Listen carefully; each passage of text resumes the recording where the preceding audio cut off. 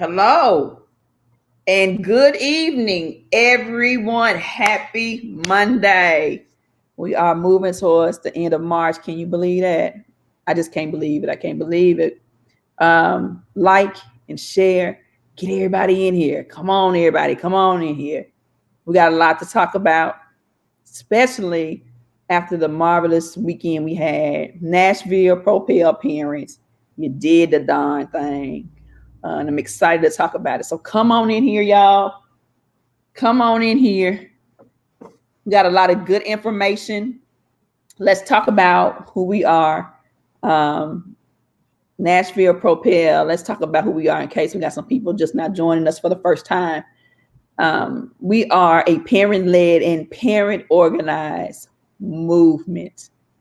We organize and we develop powerful parent leaders, igniting the movement to demand equitable education policies and practices right here in Nashville, public education. And that is what we're going to do. We have a vision that Nashville public schools will be a world-class education system where all children reach their greatest potential. And so each month, we want to bring an expert, subject matter expert to this platform so that you guys can get information that will empower you and give you the knowledge that you need to navigate this system that, first of all, is set up not to work for us. But guess what? It is working because it is putting a lot of barriers in our way. And so tonight, we're going to talk about what it means to know how to read. But let's recap Saturday a little bit as people are coming in. Saturday, we had our third annual Parent Summit. Get your priorities straight. And words matter to us. Get your priorities straight started back in 2018. November 17, 2018 was our first Parent Summit, where we had 71 parents at the fairgrounds.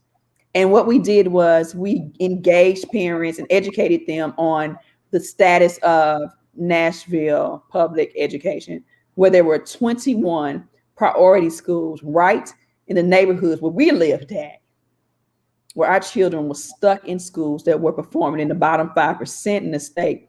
And we have continued to sound the alarm that this is unacceptable, that parents must be able to have a quality school to send their children to and not be stuck in low performing schools. And so we're continuing to sound the alarm because still many people are unaware of the landscape of education right here in Nashville. So we continue to talk about that. But this year we had a theme. March is Read Me Month. And so we wanted to make sure we talk about something that's really, really, really plaguing our community. And it is a contributing factor to our children's low performing schools. Children are not low performing, but schools are. Children are not failure, and people are not failures, but schools and systems are failures. And so we this weekend discussed the right to be taught how to read. And that theme was very intentional because reading is not a privilege. It is a right.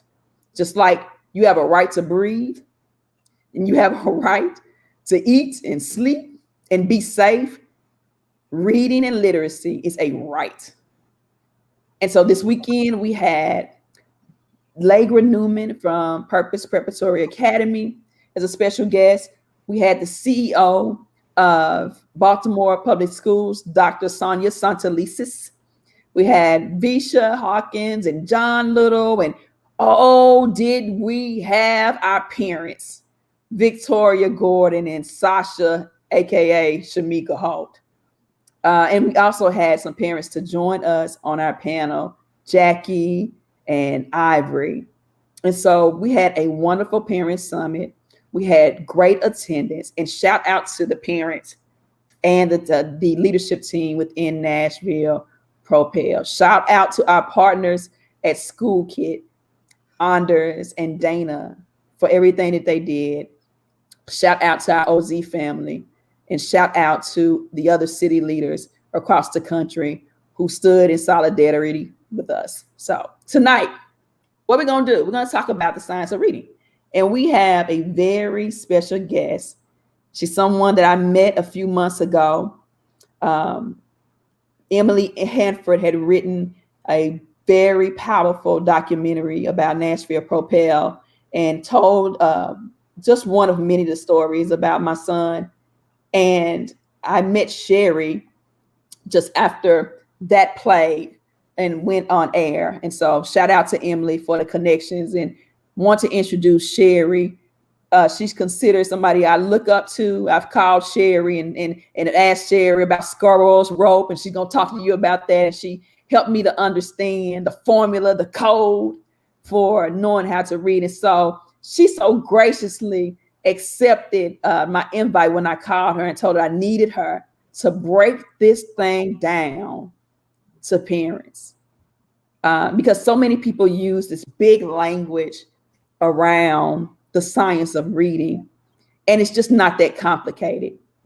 When we have the cure, everybody should have access to that. And right now, not everyone has the access to the cure, the code, the recipe to what it means to read. So if you guys don't mind helping me to welcome, shout out Sherri in the comments. Welcome her, tell her hello.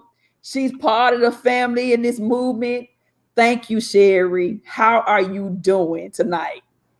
I'm fine, Sonia. Just a little bit nervous about doing this again. I'm used to talking in front of a bunch of kids, so that's normal for me. Well, hey, just imagine that you're talking to a bunch of kids, because we're gonna sit here and we're gonna look at you with big eyes and with the wows, and we really appreciate you being here. Just know that you are amongst family. Our parents, respect experts, so they're gonna ask you very good questions, and they're going to respect your expertise and be good to you, like they always are. So thank you for being here. Sure. I'm gonna turn it over to you. I want to hear a little bit about you. You know what? Let's break the ice. How have you been doing in 2021? Like, we know COVID was hell for everybody, but how's 2021 been treating you? I mean, I started a small tutoring business when I couldn't get a job in the classroom. So I started it in February of 2020. So that's really what I've been doing. I've been focusing on the tutoring business, and then just talking about the science of reading and the importance of educators learning about what it is, and making sure that we're doing the right things in the classrooms. Even though I'm not in the classroom, I'm still tutoring, I'm still educating. So the point is really to make sure that educators learn about what the science is, and then begin to apply it in the classroom to make sure that kids get what they need, not just struggling readers, but all students, because, that's what the science of reading is. It's an understanding of, and I'll talk about it, but it's an understanding that everybody needs to get, so that we're doing the right things for the students, period. Boom. Well, you done segue into your conversation. So you know what? I'm going to bag this bus up and come on out the way and let you do your thing. Okay. Well, I wanted to start off with, first off, saying I am far short of an expert. I'm an educator, and I'm a concerned educator that saw something that was just a little off in the classroom. I started my journey as a classroom teacher. Actually, no, I started my journey as an after-school teacher. This picture right here is, a picture of my kids and me as the first year I started working. I was just excited to be at the school. I'm like, ooh, I get to work with kids, and I'm here all day long. My older daughter, the third grader, wasn't too thrilled with me then, but I was excited, and I volunteered at the school all the time. And finally, I was there so much, the principal walked up to me one day and said, you're here a lot, you may as well just work here. And that's how I started. That's how I got my job with the school. I worked at a school volunteer, got hired on as a parapro after school teacher. And then while I was doing that, I saw things in the classroom that kind of unnerved me a little bit. One of the things that I saw was that as a proctor, a parapro proctor, you monitor kids taking tests. And a kid once said to me, I can't read this test. And I'm thinking, what you mean you can't read the test? I can't read it. And I couldn't do anything because, one, I'm a parapro. I didn't know anything about education or teaching. I just knew I wanted to teach, but I didn't know what to do about a kid who could not read the test. He took the test in 5 or 10 minutes. And when you watch a kid take a test in 5 or 10 minutes, and you know this test is supposed to take him at least an hour, you know he's going to fail the test. You know it's not going to go well. But my question was, why is this kid in 4th and 5th grade? Because he was not the only one. 4th and 5th grade, and he cannot read. That didn't make sense to me. So spent 4 years as an after-school parapro. And then I became a provisionally certified educator. So I had a bachelor's degree, and they allowed me to pursue my master's degree and get a provisional teaching degree while I was doing the classroom work. So after 4 years, 2 years as a provisionally certified educator, I think it only took me a year or two before I became a classroom teacher. So I became a classroom teacher, and the first half of the school year was easy because I had been working as a parapro with a classroom teacher, kindergarten teacher who left the classroom. And so I segued into being the teacher for that class for the rest of the year. The following year, though, they moved me to 1st grade. And that did not go well. Okay, but I know that you all didn't want to hear about me. You want to hear about the science of reading. So what I learned about the science of reading, I learned during my 10 years as a teacher. And too many times I remember telling parents as a teacher, your child is just developing slower.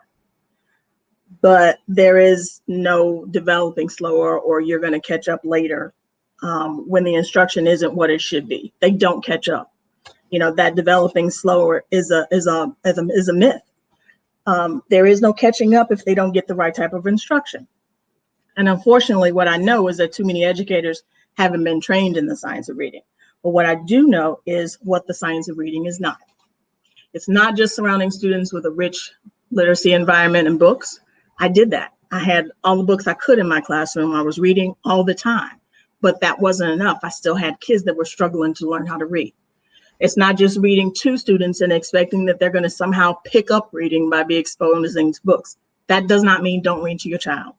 You read to them because they hear what a good story sounds like. They hear what it's like to read stories. They hear vocabulary from those stories. So you don't stop reading to them. It's just that they won't learn how to read from you reading to them. It's not teaching students to read sight words by having them memorize a set of commonly read words. Sight words are not learned by memory. And that's one thing I used to do as a kindergarten teacher. I taught my kids to memorize sight words. I didn't know that I shouldn't be doing that.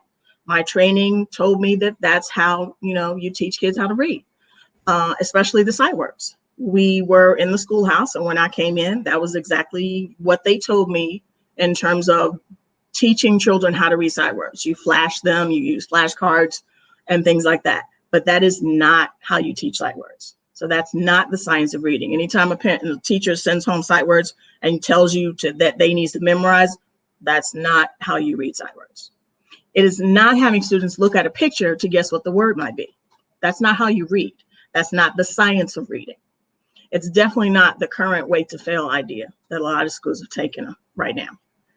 So I didn't actually discover the science of reading until I was placed on administrative leave after teaching for 10 years. It happened on December 10, 2018. I had listened to Emily Hafford's podcast. It's called Hard Words. That was the first one published on September 10, 2018. She talked about the science of reading. She talked about the scientific research about how students learn to read, and that they had to be explicitly taught the code of reading. That was my aha moment. In the 10 years that I've been teaching, nobody had talked about the science of reading at all. But I was doing homework as an educator, because I think educators have homework. And the homework I was doing was leading me to how kids are learning to read. And it led me to understanding that phonemic awareness is a big part of them learning to read. Phonics is a big part, and phonemic and phonics are not the same thing, which I used to be confused about, but they are not the same. They are two different things. Phonics has letters, and phonemic awareness is sounds. They need both. Well, shortly after learning about those things, I was placed on administrative leave, and it was during that time that I met a group called Decoding Dyslexia at the Swift School in Atlanta. That's when I started learning about the science. So, what is the science? This is just a list of resources that I created. I want people to really be able to access information about the science of reading. These are all YouTube videos at the bottom. And then there's a handbook for parents that focuses on dyslexia, but some struggling readers don't have dyslexia. They are just struggling readers because they have not been taught well. Anyway, back to the science of reading. The understanding with the science of reading is that there are pillars of literacy. There are 5 pillars of literacy. And crazy thing is, even as an educator, when I first started teaching, I did not have this understanding that there are 5 pillars of literacy. All 5 of these are needed in order to teach a child how to read. And you have to focus on all, and they have to be explicitly taught. So where does the science fit into the classroom? So the science, it is 40 years of work and research. It's not new, that tells us how the brain works to process words. And there is a system going on in a child's brain that once they see the words, they take those words into their brain. Those words are processed into the sounds in words. And then they are able to read those words as long as they can make the connections of the letters to the sounds. That's just the process, the brain process. Okay, students that struggle to read and those that have dyslexia, they have what's called a phonological deficit. In other words, they have difficulty processing those sounds. And if there is not good instruction with those sounds and teaching children exactly how to make the sound connections to those letters that they see, they will have a difficult time reading. Instruction needs to be explicit, structured, cumulative, and diagnostic, so you can figure out where they're struggling. And that kind of teaching is called structured literacy. What does it look like in the classroom? In the classroom, the instruction has to be explicit. It has to be, because children can't guess at words. There are phoneme grapheme connections that I was talking about, the sounds and letters that they have to connect. There are 44 phonemes that represent the 26 letters of our alphabet. That's our English language. And so someone who is coming in who is just learning English is also going to struggle because there's a different pattern for their language. What I want to say is that we easily learn to speak, but we don't easily learn to read or write. Those are actually separate. When children are learning phonemes, articulation and how the words, how the sounds are created in their mouth, that plays a large part of what should be taught. So when you make the sound of the letter F and the letter V, you make those sounds. If you make your lips right now, make the sounds for the letter F and V, you'll notice that it's the same lip movement. The only difference is how that flows from your mouth. So that's something that has to be explicitly taught to students, because when they don't get that, you'll have them writing words like star with a C instead of an S because they've confused the sounds. There's explicit attention that has to be paid to phonemic awareness. That is that sound that I'm talking about. That's the individual smallest sounds in the word. So the word igloo. Now we can see that it has 5 letters, but igloo only has 4 sounds. I, g, u, u. And an educator has to have knowledge about all of the sounds so that we can correctly teach students how those sounds fit together and what they connect to in terms of letters. There's explicit instruction given for blending and segmenting sounds and words. That has to be something that is specifically taught to students. They can't guess that kind of stuff. And sight words, like I said before, are not taught as whole words. Once you teach students the sounds and letters in word, the sounds patterns, a word like and, they don't have to memorize it, because if they know the sounds for A, sound for N, and the sound for D, they can blend those sounds and learn that the word says and if you teach them how to blend. So they have to be taught how to decode, encode, and segment words. That's read, write, and spell, and take the words apart. All of this has to be connected to writing during instruction. There is no way to teach somebody how to read, teach a child how to read, and not connect writing to that. Writing actually strengthens the instruction. So more of the science. Combining each of the literacy pillars is something that has to be taught. You cannot teach phonemic awareness and not teach phonics and vocabulary. Fluency and comprehension come much later, mostly because without the phonemic awareness and phonics and vocabulary, there's not going to be any fluency or comprehension. They're not going to understand what they can't read. And that's right here where we talk about the simple view of reading. DC times LC equals RC. That's decoding times language comprehension will give you reading comprehension. If either one of these elements is low, if their decoding is off, if their language comprehension, that means understanding the words and what they mean, if they can't get that, they're not going to be reading or comprehending what they're reading. It's not going to work. Each prelude for literacy has to be addressed during instruction. And the Scarborough's reading rule is here. I know Sonia mentioned it. When I talked about the simple view of reading, it breaks down here to here is the skilled reading. But that does not happen without the language comprehension and all of the elements of language comprehension and decoding, which is word recognition. That means they have to be able to break down those phonemes, those letter sounds.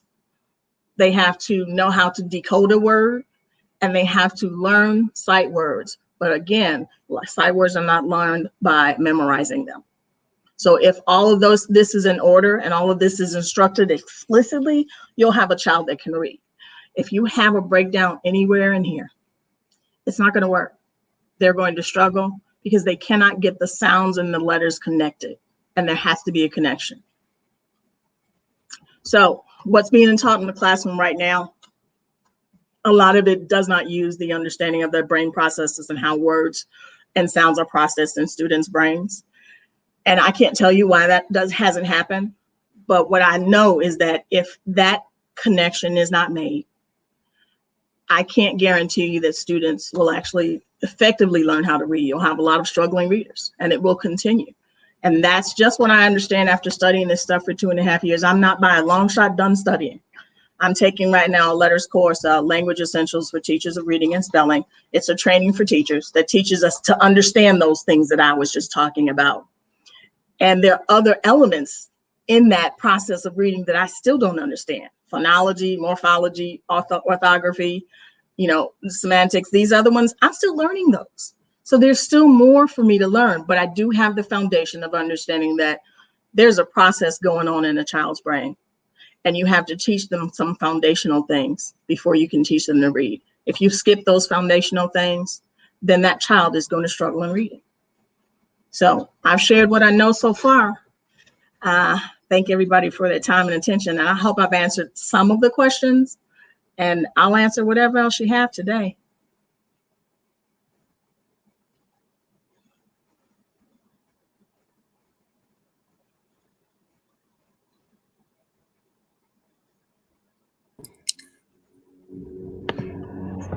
And Sherri, thank you for that. Can you hear me?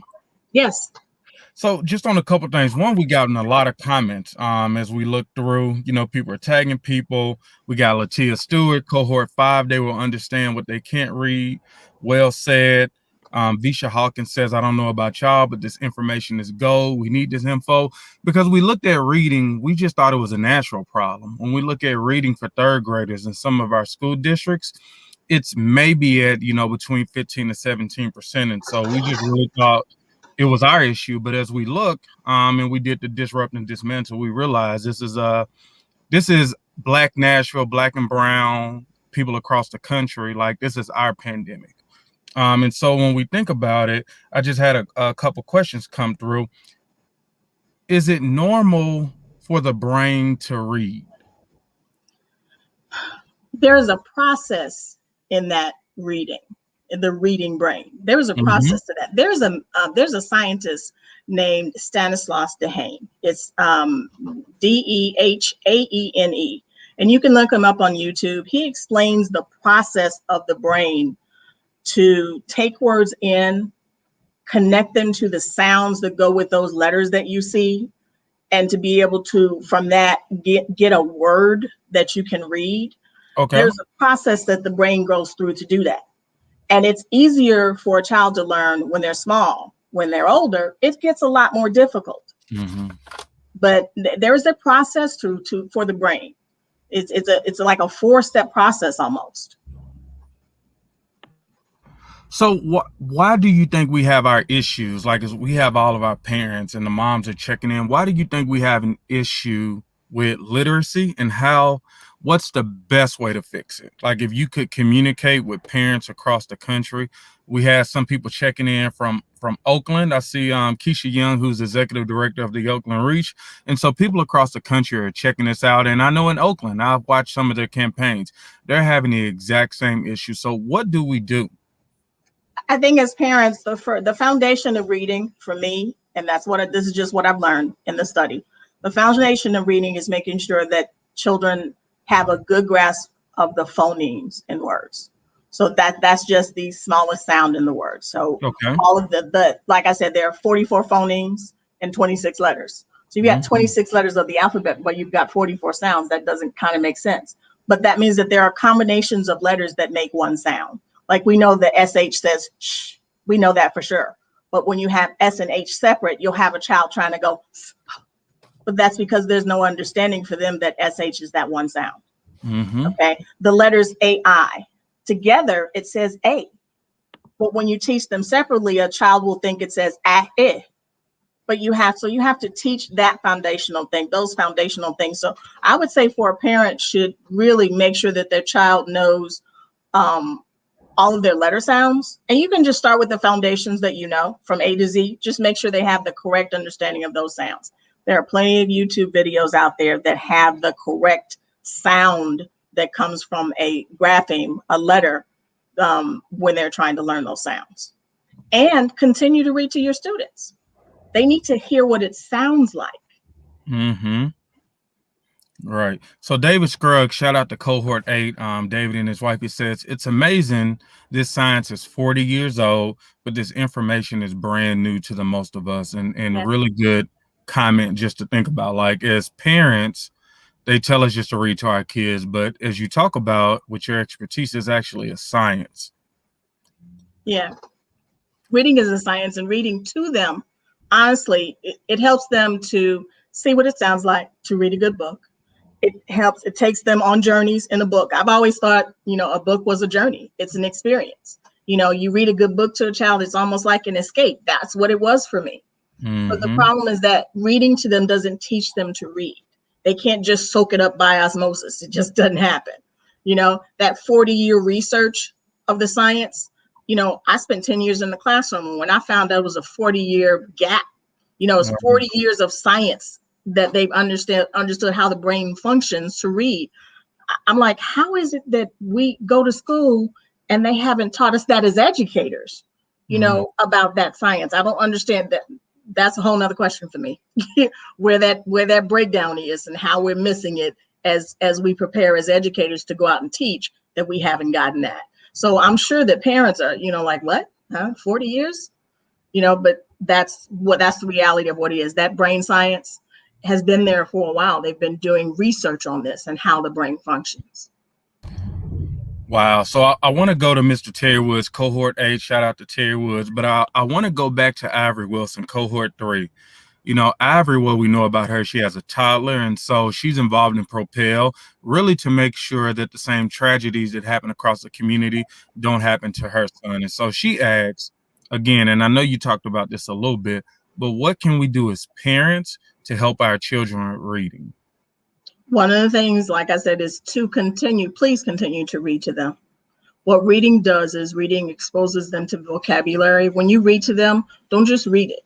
Read it and talk about the story. Talk about what's going on in the story. Talk about the setting of the story. Use the vocabulary words so that they understand what's going on in that story. Make sure you break down any words that they may not know.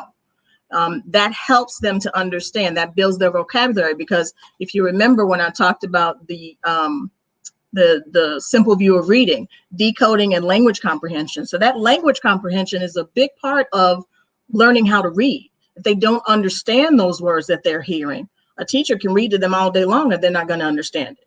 So parents reading to their children is good, but it doesn't teach them how to read. Teaching them how to read begins with that foundational piece of making sure they understand those sounds. So as parents, make sure your child learns all of their sounds, all the ones that go on YouTube. And I can't remember the website. There's a website where the woman goes through every sound that there is, every sound that letters are connected to. There's also a site that I use called Tools for Reading. It's toolsforreading.com. And they have a site where you can go and, make sure you know all those sounds that are connected to those graphemes. And I say graphemes because I'm learning to say phonemes and graphemes, sounds and letters, so that I'm not just saying sound and letter, because sometimes one sound can be more than one letter.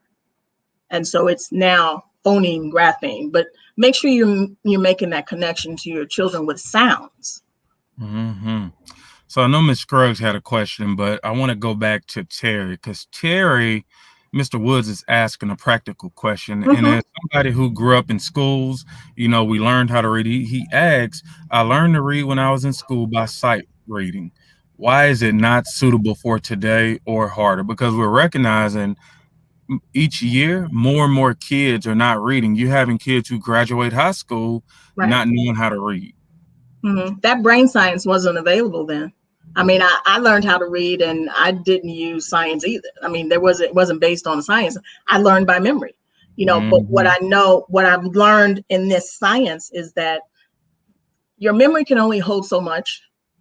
When you teach children, when you have kids that have the difficulty with phonological deficits, and that's what this is. A lot of struggling readers have difficulty with phonological, the sounds of words. They can't get those. So, trying to teach them to memorize something doesn't change what's going on in their brain. Their brain has to have a connection to those sounds so that they can connect the sounds to the graphemes, the letters that they see. And, after, 40 years is a long time not to have that understanding of how the brain processes those letters and sounds. And so we're having to teach students that, because there's a neurological issue. There's a struggle with the phonological, the sounds in words. That's what has to be taught. And I can't say why, some of us were able to read without it, without having that understanding before. I don't know. But I know that the science has told us that, there's a disconnect in the brain, and you have to train it to make that connection so that kids are learning to read. And, the reality is that even if we learn that now, so we can help those kids that are in K1 and 3, we've still missed so many kids that have moved on that had those struggles. And now they're all out there. They're in middle school and high school. And so our educators have got to get some kind of training so that we can do the interventions that are going to work for those kids. Because bottom line is that's what they need at this point. Mm-hmm. So this is Miss Scruggs coming back, and she's in our fellowship. As you can see, like, one of the things we do at Propel, we educate our parents about what's really going on. But a big thing that we also do is talk about the action. And so Miss Scruggs says, are there materials available for parents to access to use? Do you have any suggestions or websites for parents to refer to? Now, one of those was that I just made was that Tools for Reading. It's tools and the number 4 and reading.com. Try that site. Yeah, give it to me one more time. Tools, TOOLS, the number 4 and the word reading.com. Okay. It's a site that I've been using as an educator. I'm not sure, I know that they have videos on that site, and I don't know if there's one specific video on there where she talks about sounds. So that would definitely be a good one for parents to actually check out. Florida Center for Reading Research, Florida Center, reading, FCRR, Florida Center for Reading Research.org. That's another one. Florida Center for Reading Research, FCRR.org. I'm sorry, .com. Don't make me lie. Florida Center for Reading Research. Type it in that way because it'll come up. That's a great one to get tools and information to help your children. It's a great site. I remember using it in classroom all the time. It's not just for teachers. It's a great site for parents to use to get resources to try and help their kids with sounds and letters. I printed off a puzzle that's got a letter, a grapheme letter, and then a picture sound. And it's like a domino game for children to help them learn the letter sounds. It's a cool game. I play it with my 4-year-old granddaughter. So it's a perfect game for that. And then there was a resource page that I put on my presentation. That's why I put that resource page there. for parents to go and actually listen to some of those YouTube videos and listen to Emily Hanford if they have not already heard her. Yes, Emily has been putting together some really good information. It just breaks it down for us. And Stephanie Drake, who I know is as a career educator, she applied. She wanted to be on the school board, but she says the sad thing is many teachers don't know how to teach reading. And coming from someone like Ms. Bradford says a lot, and it's really an opportunity as we talk about it, Propel, like to make sure as we connect teaching with the science of reading. I don't disagree with her at all. That was one of my issues while I've been learning for the last 2.5 years. Mm-hmm. When I first started learning it, I got mad. Mm-hmm. I'll be honest. When I first started learning, I got mad. I went to school to get a master's degree to teach. I did that because I wanted to teach. And then I got in the classroom and it wasn't working. It wasn't that simple. And I couldn't figure out why I was struggling so much to teach these kids how to read. But once I left the classroom, and right before I left the classroom, when I heard Emily Hanford and she said the science of reading, that was the first time I'd ever heard it. Nobody had ever said anything about the science of reading when I've been teaching for 10 years. Nobody mentioned it. Even as a para for 4 years, nobody mentioned it. And so when I got out of the school system and I found out about the science of reading and structured literacy, I actually got angry because I didn't understand how I could go to school for 2 years to get a master's degree to teach, and then they allow me to go in the classroom, and I didn't understand the science. I had no idea about the science. So there are a lot of educators that don't know it, but they have to be willing to learn it. That's why I say homework. As an educator, you still have homework. You give kids homework, but you have homework too. And that's the only way to improve what you are doing for your students. Wow. I'm glad Dorothy found it. Yep. And we got some hard hitters. So we got Mary Sweat. So Mary is in our fellowship now. Like, she is learning how the system works. She is learning, and she has a network of other parents. You just said you're a grandmother. Like, time has been very good to you, because I wouldn't have guessed you were a grandmother. But Mary Sweat says, and then we're going to go to BB, who is another heavy hitter. She started cohort, our fellowship 2, back 2.5 years ago. But Mary says, that's what my grandson's issue is, the comprehension of what he's reading, and having ADHD, ADD makes it even harder. So I think she's saying he can read, but is he comprehending what he's reading? Right. And the simple view of reading, I have to go back to that, because there's 2 parts to making sure that he's comprehending. There's language comprehension and there's decoding. If either one of those has a breakdown, so if he's still struggling with any of the sound systems in the language, and I mean anything, if he doesn't know CH says ch, if he doesn't know WH says w, then he's going to have a trouble with decoding words, because he's not going to be able to make that connection. If he doesn't understand that the vowel combinations, there are a lot of them, and if he doesn't understand what those combinations, the sounds that go with those combinations, he's going to struggle, because he's not going to be able to decode the word so that he can understand what the word means. So yes, and you know, ADD and ADHD, you know, is something that teachers have to contend with, because a lot of kids, you know, are coming in with that. You know, you just have to take a bit more time. You have to maybe do things with them in shorter spurts. You know, when they're tired, move on to something else and come back to whatever you're working on later. You know, when they have ADD and ADHD, because I had a lot of kids in my classroom like that, you cannot continue to push once they're done in that space. Find something else for them to do. Find something else that's going to keep them activated, keep them interested. Mm-hmm. And so as we got probably about 5 more minutes, but I want to highlight BB. BB was, again, she went through our fellowship, powerful parent, really knows how to use her voice. She was just selected or elected by a group of her peers to be the president of the Parent Advisory Council. So she says, we've been using the reading tutor. They have an actual teacher with a small group of kids. They meet once a week online. We will hit our 1-year anniversary in June. Like, how do we find more groups like that where we can create that village? You're asking me. Like I said, I started a small tutoring business. I have individual clients. I can't seem to find people that, you know, a lot of people did their pods, those learning pods. I think a lot of people did that when we first went into this pandemic and school shut down. I think a lot of people did that. But I think those learning pods are actually a great idea. That's what that is. Those are learning pods, and you know, do an hour, do it 2 hours, you know, and try and combine reading and some math, or reading and some science, reading and some social studies. Those are great combinations. But those learning pods are a great idea, honestly.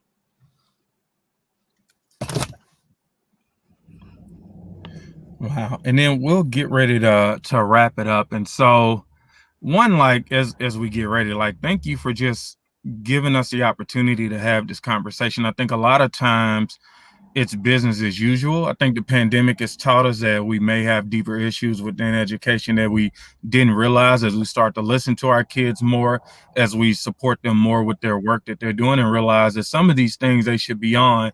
And so what are some of your last words and statements as we get ready to close out? And again, before she goes, I'm sorry, Sherri, like, follow Sherri Lucas. Like, she is on Twitter, Teach Forever 54.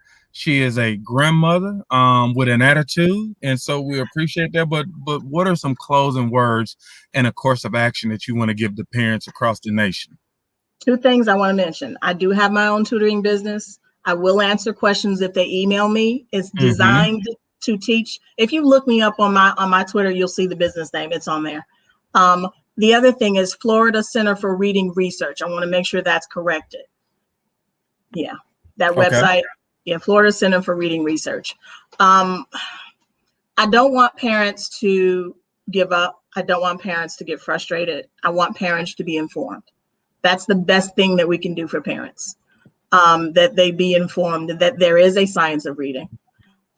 Those resources that I put on that page are wonderful resources to start with, but to always ask questions of their teachers. What's going on in the classroom, ask them specifically what their teachers are doing to address the need for reading, and then making sure that their children are learning sounds. Ask them specifically what steps they're doing in the classroom. There's nothing wrong with parents actually asking questions of their teachers. I think it's something that they have every right to do.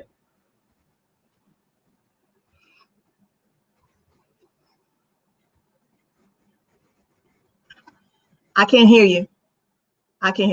Oh, I'm sorry about that. And again, thank you for the information. Mr. Scruggs is on here. He appreciates you. Rhea says thank you. Dorothy says thank you for sharing. And yeah, like, let's continue to grow this powerful parent network to make sure that we're utilizing and coming together. And so if you have any last questions for Ms. Lucas Hall, let us know. Other than that, we will email me too. They can email me too, John. I'm willing to answer questions. Email.